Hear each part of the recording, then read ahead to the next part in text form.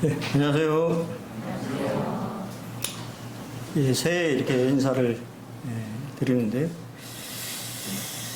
오늘은 시편 57편 동굴 속 찬양 콘서트라고 하는 제목으로 말씀을 함께 하기로 합니다. 혹시 콘서트 가보신 적 있나요? 기억자님 안 가보셨어요? 그때 온고성 총회 있을 때 연평안에 왔을 때 안 갔나요? 안 갔어요? 예. 또 우리 교회에서 와서 했었잖아요.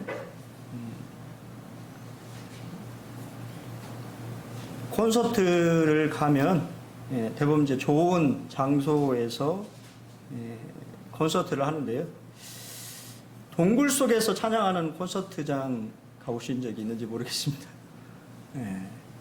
동굴 속에서 찬양하는 것을 우리가 좀 생각을 해보고, 다윗은 어떻게 동굴 속에서도 하나님을 찬양하는 그런 마음들을 가졌는지에 대해서 우리가 시편 57편을 통해서 한번 살펴보기로 합니다. 같이 보실 말씀 시편 57편 1절로 11절인데요. 교독해서 읽겠습니다. 1절 하나님이여 내게 은혜를 베푸소서, 내게 은혜를 베푸소서. 내 영혼이 주께로 피하되 주의 날개 그늘 아래에서 이 재앙들이 지나가기까지 피하리이다.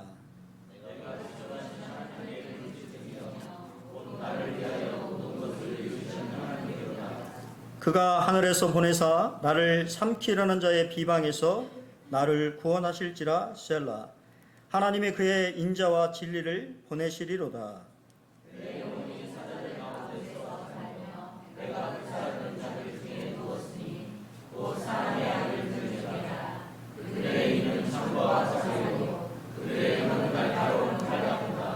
하나님이여 주는 하늘 위에 높이 들리시며 주의 영광이 온 세계 위에 높아지기를 원하나이다.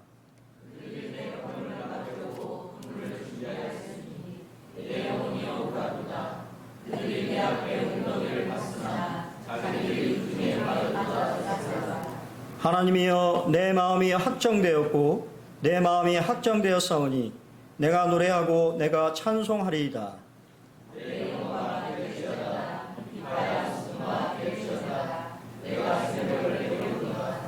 주여 내가 만민 중에서 주께 감사하오며 뭇 나라 중에서 주를 찬송하리이다.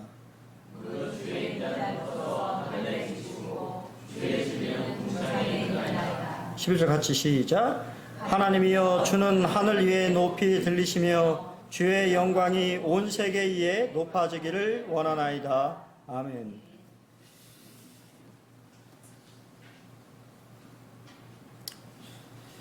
우리가 56편과 비슷하게 시작이 하나님이여 내게 은혜를 베푸소서라고 하는 것이 두 번 이렇게 언급되는데요. 우리가 옛날 개역 한글에는 은혜라고 안 하고 긍휼이라고 이렇게 했습니다. 같은 의미지만 또 느낌이 조금 약간 다르죠. 우리는 이제 은혜를 좀 익숙한데, 또 우리가 도움을 요청할 때는 하나님의 긍휼이 또 필요한 것을 보게 됩니다. 먼저는 다윗의 상황을 이해해야 되는데요. 우리 시편 56편과 마찬가지로 이 57편은 사울의 핍박과 추격을 받던 중에 지었던 8편 중에 한 편에 속하는 시입니다. 여러분에게 그 부제의 서론에 보면 뭐라고 되어 있냐면, 영장으로 알사드엣에 맞춘 노래 다윗의 믹담시, 다윗이 사울을 피하여 굴에 있던 때에 라고 이렇게 그 배경에 대해 설명해 주는데요. 먼저는 엘다스헷에 맞춘 노래라고 하는 뜻이 뭐냐면, 엘다스헷이라는 건 멸망하지 않는다라고 하는 뜻을 가지고 있는 히브리어인데요. 이것은 결국 의인은 어떠한 어려움에 처해도 멸망하지 않는다라고 하는 메시지의 곡조가 실려 있는 거죠. 그럼 어떤 걸까요? 어떤 곡조가 좀 실려 있을까 궁금하죠. 안 궁금하세요? 멜로디가 어떤 곡으로 불려졌을까라고 하는 것도 생각. 지금 보시는 게 아둘람 동굴입니다. 베들레헴에서 남서쪽으로 약 20km 정도 떨어진 곳에 있는 곳인데요. 이곳에 이제 보시면 그 안으로 이렇게 동굴 안으로 내려가면 큰 광장 비슷한 것이 있어서 약 한 600에서 한 700명 정도가 이렇게 있을 수 있는 엄청나게 넓은 공간이 있고, 그 공간들 사이사이에 저기 옆에 보이시면 조금 힘듭니다. 탈출구가 다 있어요. 미로 형식으로 다른 방향으로 도망갈 수 있도록 탈출구를 이렇게 뚫어놨는데, 거기를 이제 성지순례를 가시면 핸드폰을 켜서 어둡기 때문에 무릎을 꿇고 가셔야 되는 곳이 아둘람 동굴이에요. 재밌겠죠? 재밌을까요? 가면 꼭 하는 그런 곳입니다. 아마 다윗이 이 동굴에 숨어서 사울을 피했다라고 얘기를 하는 곳인데요. 그리고 우리가 잘 아는 대로 이것은 믹담시죠. 믹담이라고 하는 교훈이라는 뜻을 가지고 있는데, 그때도 말씀드린 것처럼 믹담이라는 것은 조각, 색이다라고 하는 뜻을 가지고 있다고 말씀드렸어요. 그래서 다윗이 사울을 피하여 동굴에 있을 때 당연히 죽음에 대한 두려움과 불안을 가지고 있었고, 그것을 하나님 앞에 기도했을 때 하나님이 그의 마음속에 평안함을 허락하시고, 또 그 평안함을 그가 또 하나님 찬양하는 대로 그러면서 그 동굴에다가 새겼다라고 하는 시가 우리가 시편 56편, 그다음 시편 57편을 말하는 것입니다. 그리고 긍휼이라고 번역되고 은혜로 번역되어 있는데요. 이게 이제 헤세드예요. 헤세드. 헤세드라고 하는 단어 아시죠? 아시죠? 설명을 안 해도 그래서 그것을 이 번역을 해서 보면 주님의 다정한 사랑을 내게 보여주소서라고 하는 뜻을 가지고 있다고 합니다. 하나님 내게 긍휼을 베풀어 주소서라고 하는 뜻이 무엇이냐면, 주님 나에게 주님의 다정한 사랑을 보여주세요라고 하는 뜻을 가지고 있으니 얼마나 강력한 기도였겠습니까? 대적자들을 다음같이 묘사하고 있는데요. 내 영혼이 사자들 가운데서 살며 불사르는 자들 중에 누웠으니 곧 사람의 아들들 중이라 라고 이렇게 설명을 하고 있습니다. 대적, 원수를 의인화해서 동물로 묘사해서 말하고 있는데, 그들이 뭘 하냐면 그들의 이빨과 혀 이런 것을 통해서 다윗을 비방하는, 다윗이 하지 않은 것들을 이렇게 만들어내서 거짓으로 비방하고 이렇게 모욕하고 이렇게 하는 것을 보는데, 그것이 마치 다윗의 마음에는 창끝과 하살촉으로, 우리가 요즘 아이들의 말로 마상을 입는 거죠. 마상 이미 아세요? 임재희님, 마상 모르세요? 마상, 마음의 상처를 줄여서 한 말이 마상. 그래서 마상을 입었다, 아이들이 이렇게 얘기를 하는데, 다윗도 얼마나 마음의 상처를 많이 받았는지 그의 시에서 그들이 찌르는 것은 창과 화살촉처럼 또 날카로운 칼처럼 자신을 죽이려고 비방하는 말들을 폈다라고 말하고, 또 동일하게 그물과 웅덩이를 파서 다윗을 잡아 죽이려고 했다라고 말하고 있습니다. 다윗은 위험에 쌓여 있었고요. 또 다윗을 죽이려고 사납게 으르렁거리는 야수들의 모습처럼 이 원수와 대적들이 그렇게 보였다라고 다윗은 말을 하고 있습니다. 조셉 키릴이라고 하는 분은 이렇게 얘기를 하는데요. 그것은 단일한 재앙이 아니라 한 번 이렇게 재앙이 된 것이 아니고, 우리가 잘 아는 대로 몇 년 도망 다녔습니까? 우리 이현 기자님 자주 얘기하셨는데, 다윗이 몇 년 도망 다녔어요? 사울한테? 또 이런 물어보면 어렵죠. 13년입니다. 13년. 그러니 얼마나 많은 어려움들이 그의 삶에 있었겠습니까? 그래서 그것은 단일한 재앙이 아니었다. 수많은 재앙들이 그를 에워쌌으며 따라서 수많은 강구들로서 여호와를 에워싼다. 그들이 에워싸니까 다윗은 뭘로? 기도로 하나님 앞에 에워싸는 모습을 말하고 있는 것처럼 얘기하고 있고요. 그의 영혼은 마치 울리는 종처럼 열렬하게 기도를 올리며 주의 보좌를 양쪽에서 두드린다. 하나님이여 나를 긍휼히 여기시고 나를 긍휼히 여기소서라고 계속해서 종을 울리듯이 하나님 내 얘기 좀 들어주세요라고 하는 간절한 기도가 그의 첫 번째 모습인 것을 보게 됩니다. 그는 왜 이렇게 간구하고 또 그러면서 마음의 평안함을 얻게 되었을까요? 그것은 바로 그가 주님의 날개 그늘 아래로 피하였기 때문입니다. 그는 사울을 피해서 동굴 안에 있었지만 사실은 주님의 날개 그늘 아래로 숨어 들어간 것입니다. 그렇기 때문에 그의 마음에 믿음이 있고 또 동일하게 하나님 주시는 평안함이 있었다라고 하는 것이죠. 성경은 주께 피하는 사람은 보호하심을 받는다라고 분명히 말하고 있습니다. 다윗 또한 내 영혼이 주께로 피하되 주의 날개 그늘 아래에서 이 재앙들이 지나가기까지 피하리다라고 그가 지금 피하고 있는 것을 시로 묘사하고 있습니다. 이 세상에서 가장 안전한 곳이 어디냐면 어디입니까? 어린아이에게 가장 안전한 곳은 어디? 우리 혜리자매님, 우리 서아가 컴닥지잖아요. 엄마 품이 엄마가 가장 우리 서아한테는 의지하는 곳이잖아요. 그런 것처럼 성도들에게 또 모든 사람에게 가장 안전한 곳은 바로 주님의 날개 그늘 아래 피하는 것입니다. 다윗은 그 어려움 가운데에서 그가 피해야 될 피난처가 어디인지를 정확하게 알고 있었어요. 그리고 주의 날개 그늘 아래 거하는 사람은 기뻐한다고 하는 거예요. 그 마음속에 기쁨이 넘친다고 하는 것입니다. 시편 15편 11절에 보면 그러나 주께 피하는 모든 사람은 다 기뻐하며 주의 보호로 말미암아 영원히 기뻐 외치고 주의 이름을 사랑하는 자들은 주를 즐거워하리이다. 근데 이게 그림 보이십니까?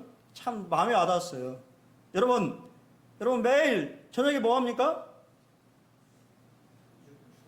핸드폰 충전하잖아요. 핸드폰 다음에 내일 쓰려면 핸드폰 충전해야 되잖아요.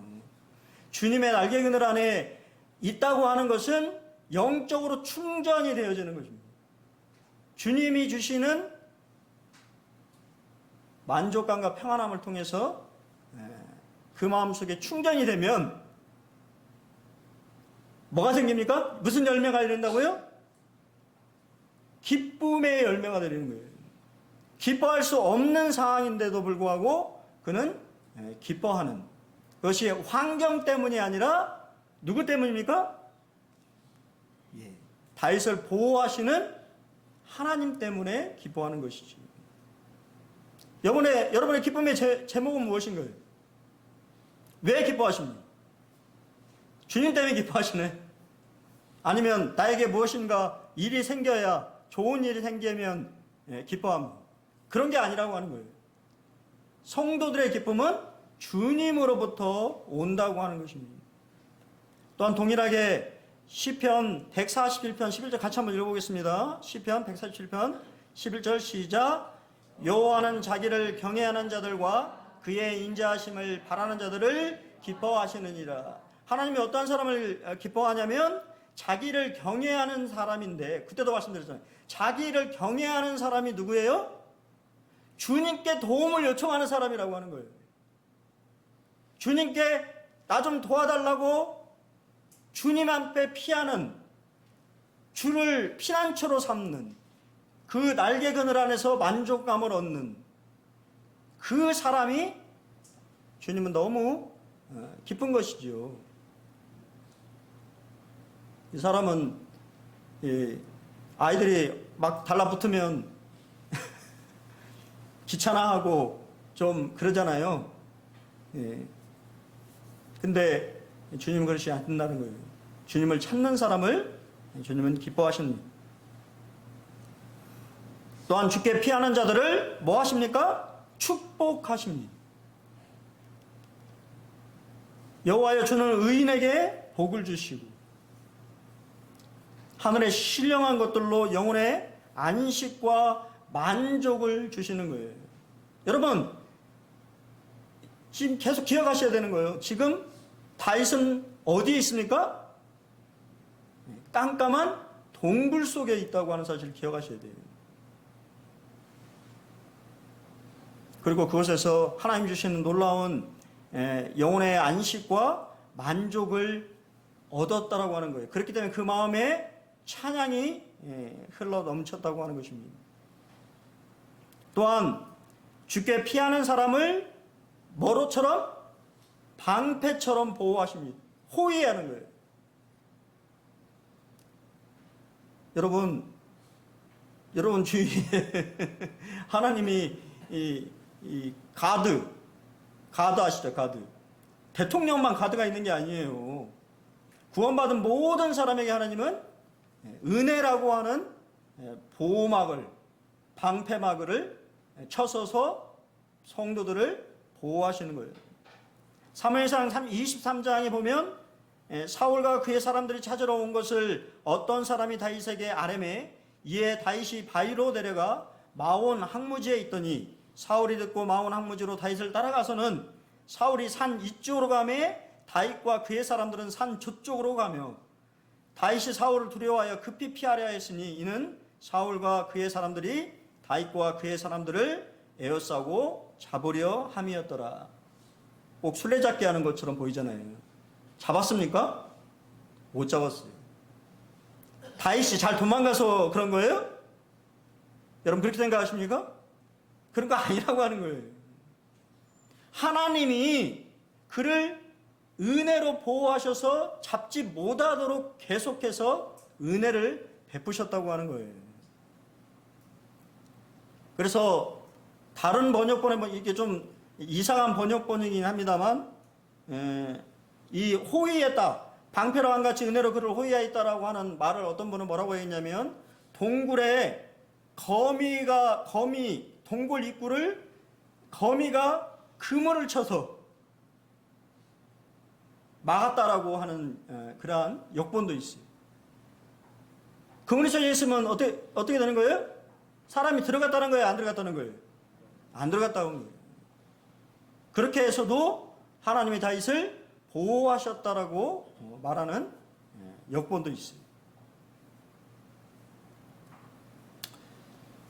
예. 여기서 우리 찬양을 한 거고 좀 같이 불렀으면 좋겠습니다. 피아노 선생님.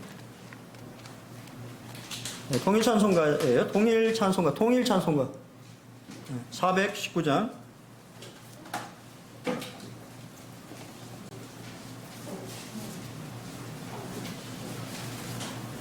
네, 통일찬송가 419장입니다.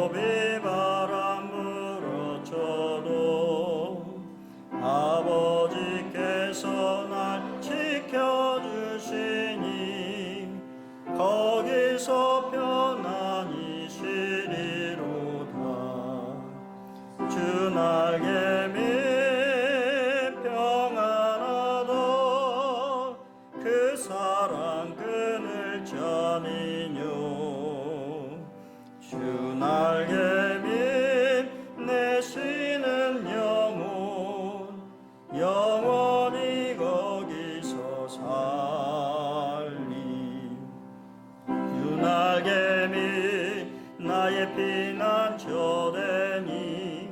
거기서 쉬기를 원하노라. 세상이 나를 이롭지 못하나 거기서 평화를 누리리라. 주 날개미 평안하다. 그 사랑 그늘 자니뇨. 주 날개미 내쉬는 영혼 영원히 거기서 살리. 주 날개미 참된 기쁨이 있네. 고달픈 세상 길 가는 동안 나 거기 숨어 돌보심을 받고 영원한 안식을 얻으리라. 주 날개미 평안하다. 그 사랑 그늘 자니뇨. 주 날개미 내쉬는 영혼 영원히 거기서 살리.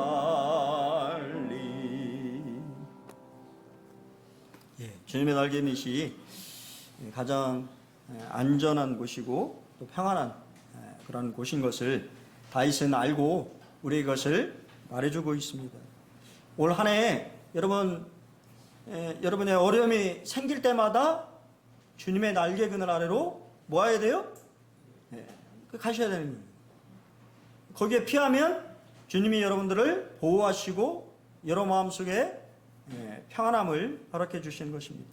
그리고 다윗은 세 번째로 그 깨달은 바가 뭐냐면 나를 위해 일하시는 하나님을 깨달았어요. 다윗을 위해서 일하는 하나님. 여러분, 신자는 기도하고 기다리고 하나님은 이루시는 분이라는 사실입니다. 내가 지존하신 하나님께 부르짖으며 곧 나를 위하여 모든 것을 이루시는 하나님께로다. 하나님께서는 우리의 일을 떠맡아 주시며 그분의 약속을 지켜주시는 분이라고 하는 사실을 다윗은 잘 알고 있었다고 하는 거예요.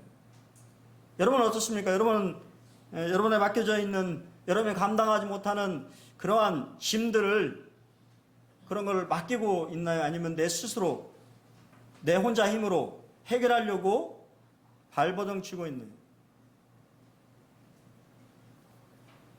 지금도 우리를 위해서 일하시는 하나님을 여러분들이 깨달아야 됩니다. 혹시 우리가 피곤하고 지쳐서 잠잘지라도 우리가 자는 그 순간에도 하나님은 우리를 위해서 일하시는 분이라는 사실입니다.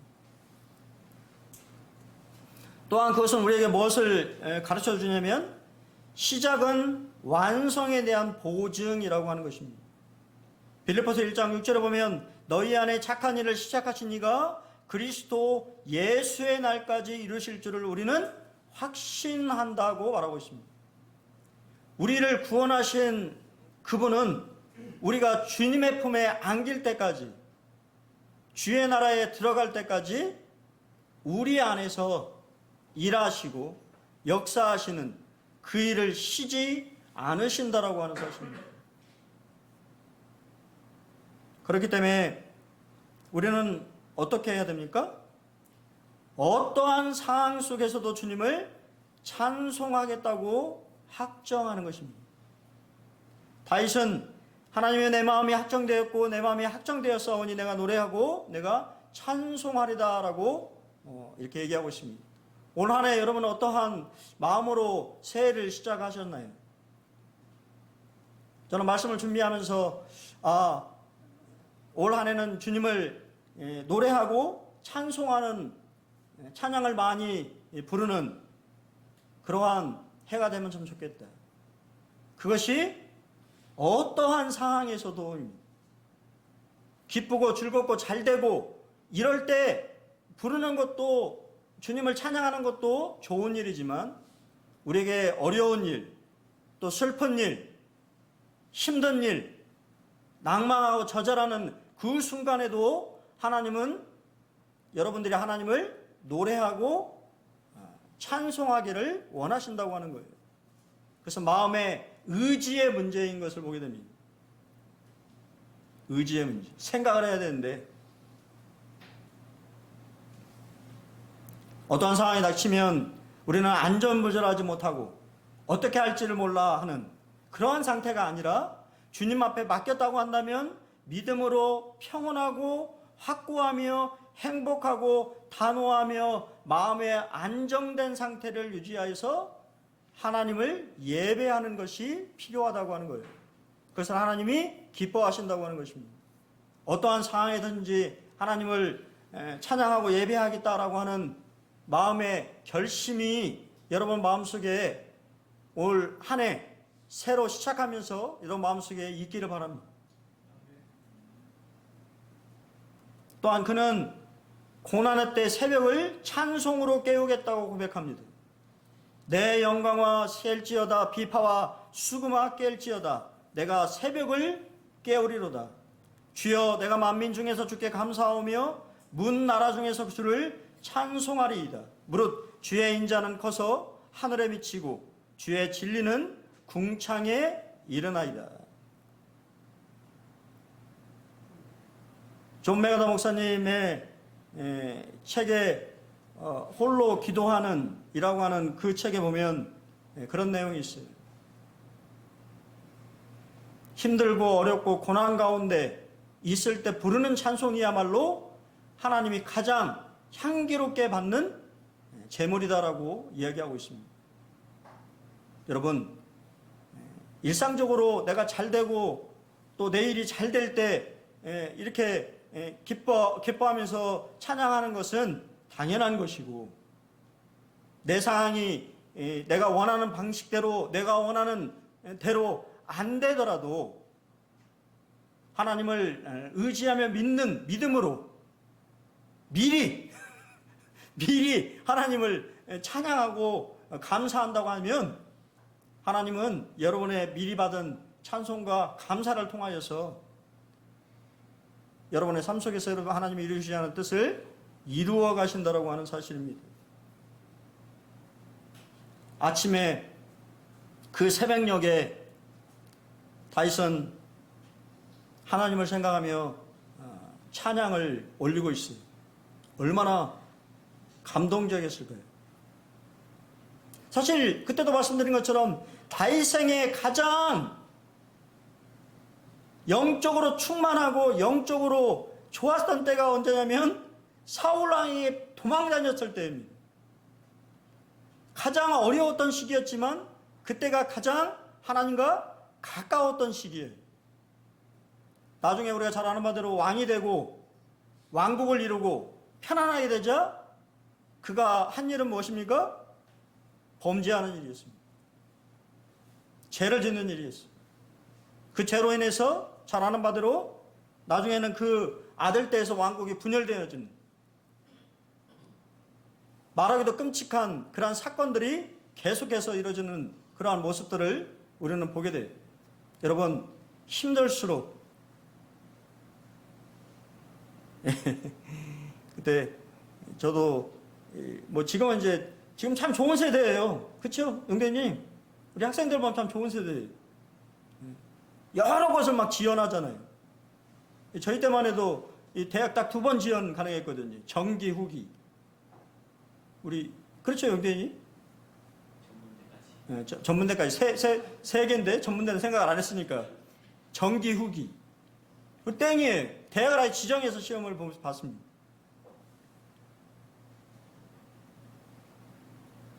저도 떨어졌어요. 정기에 떨어졌어요.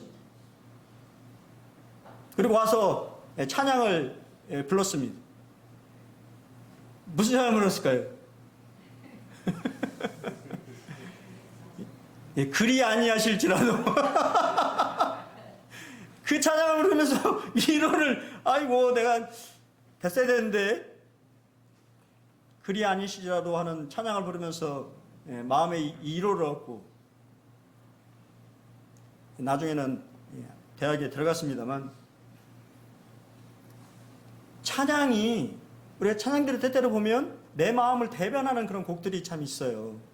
그런 곡들을 통해서 하나님 앞에 나아갈 때 하나님은 그 마음을 받으신다고 하는 거예요. 그 마음에 진심 담겨 있는, 근데 그것이요, 그런 경험이 나만 겪은 것이 아니라 수천 년 동안 수많은 사람들이 동일한 인생사의 실패와 역경을 통해서 동일한 노래를 부르고 그 노래를 통해서 또한 위로와 격려를 얻는다고 하는 사실입니다. 그래서 지난번에 우리 동영제 전적으로 동의합니다. 찬양에 대해서 이렇게 설명했잖아요. 예비 찬송이라는 건 없어요. 여러분, 그건 잘못된 것입니다. 준비 찬송 이런 것도 없습니다. 하나님 찬양하는 거예요. 그 자체가 찬양입니다.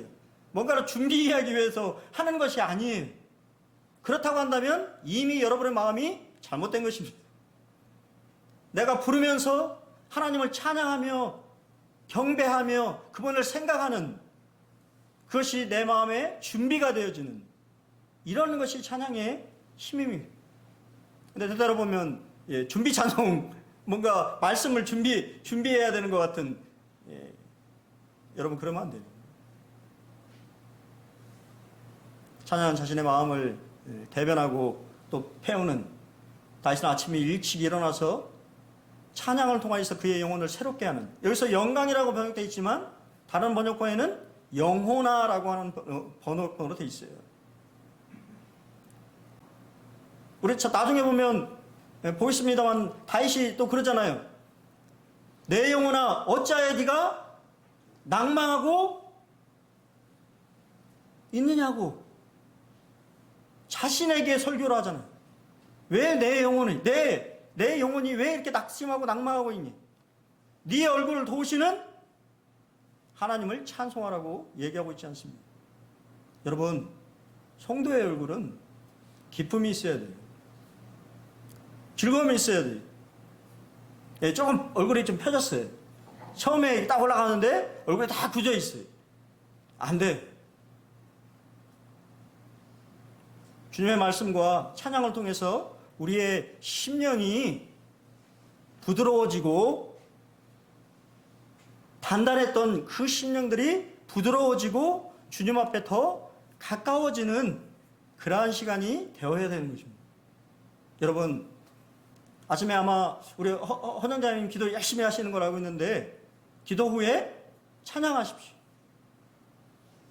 내가 오늘 드렸던 기도 내용에 맞는 그러한 마음에 와닿는 찬양이 있다고 한다면 그 찬양을 하나님 앞에 올려드리시기 바랍니다. 하나님 그 찬양을 받으시고 우리 화자님의 기도를 들어주십니다. 그렇다면 다윗의 주 관심사는 뭐였냐면 주님의 영광이었어요. 자신의 구원에 대한 문제가 아니라 그의 유일한 관심사, 그것은 주님의 영광인 거예요. 동굴 속에 숨어서 있는 그 상태에서도 다윗은 주님의 영광을 생각했습니다. 고난의 때에 다윗이 품었던 소원입니다. 하나님이여 주는 하늘 위에 높이 들리시며 주의 영광이 온 세계 위에 높아지기를 원하나이다. 우리 유희서 인자님 18번지잖아요. 요새 선택을 안 하시더라고요. 지난번에 했나요? 우리 유희서 인자님 18번지. 내가 만민 중에서 다윗의 마음속에 동굴 속에 그 어두침침한 곳에 숨어 있으면서도 여전히 그의 마음은 뭘로 타올려 있었냐면 주님의 영광이 드러나기를, 자신의 삶을 통해서 주님의 영광이 드러나기를 원했다고 하는 것입니다. 여러분은 올 한 해 우리의 소원도 이와 같기를 원합니다. 우리도 하나님의 영광을 세상에 가득 드러내는 삶을 살기를 소원하시기 바랍니다. 이것이야말로 가장 하나님이 기뻐하시고 여러분의 삶이 하나님의 목적과 계획에 맞는, 인간이 왜 창조되었습니까? 하나님의 영광을 위해서 창조되었다고 말하고 있어요. 그것이 바로 인간의 존재 목적입니다. 그렇다고 한다면 어떻게 하는 것이 하나님의 영광을 위해 사는 것일까요? 저는 사도 바울의 고린도서 10장을 생각해 봤습니다. 첫째, 비록 희생이 요구된다고 해도 하나님의 영광을 위해 사는 것입니다. 그런즉 너희가 먹든지 마시든지 무엇을 하든지 다 하나님의 영광을 위하여서 하라고 말하고 있어요. 우리 효로 형제가 달걀 알러지가 있어요. 만나면 달걀을 안 먹습니다. 알러지가 아닌 음식을 골라서 식사를 합니다. 전 달걀을 좋아하거든요. 하지만 우리 형제를 위해서 안 먹는 것이죠. 포기하는 것입니다. 그것이 뭐라고요? 하나님의 영광이 된다고 하는 거예요. 다른 누군가를 위해서 내 자신의 권리와 그런 것들을 내려놨을 때 하나님은 영광을 받으십니다. 둘째, 자신만의 유익을 위해 살지 않는 것입니다. 나와 같이 모든 일에 모든 사람을 기쁘게 하여 자신의 유익을 구하지 아니하고. 하나님이 왜 여러분을 구원하셨습니까? 여러분 자신들을 위해 살라고 구원하신 것이 아니라고 하는 거예요. 다른 사람들을 섬기라고. 여러분의 삶을 통하여서 하나님의 어떠하심을 나타내라고 여러분들을 부르시고 구원하신 거예요. 그러한 일들에 우리의 삶이 드려지기를 바랍니다. 누군가 무엇인가를 여러분에게 요청하거나 요구했을 때 웬만하면 들어주시기 바랍니다. 자신을 희생하고 자신의 유익이 아닌 다른 사람의 유익을 구하는 삶이야말로 바로 주님이 사셨던 삶이에요. 셋째는 거치는 자로 살지 않는 것입니다. 유대인에게나 헬라인에게나 하나님의 교회나 거치는 자가 되지 말고. 왜 요새 기독교가 욕을 먹습니까?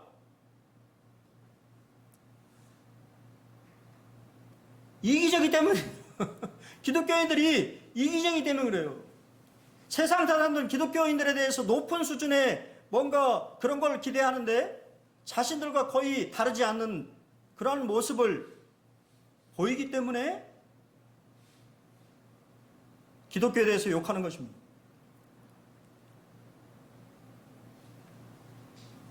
여러분, 우리가 거치는 자가 되면 되지 않겠습니까?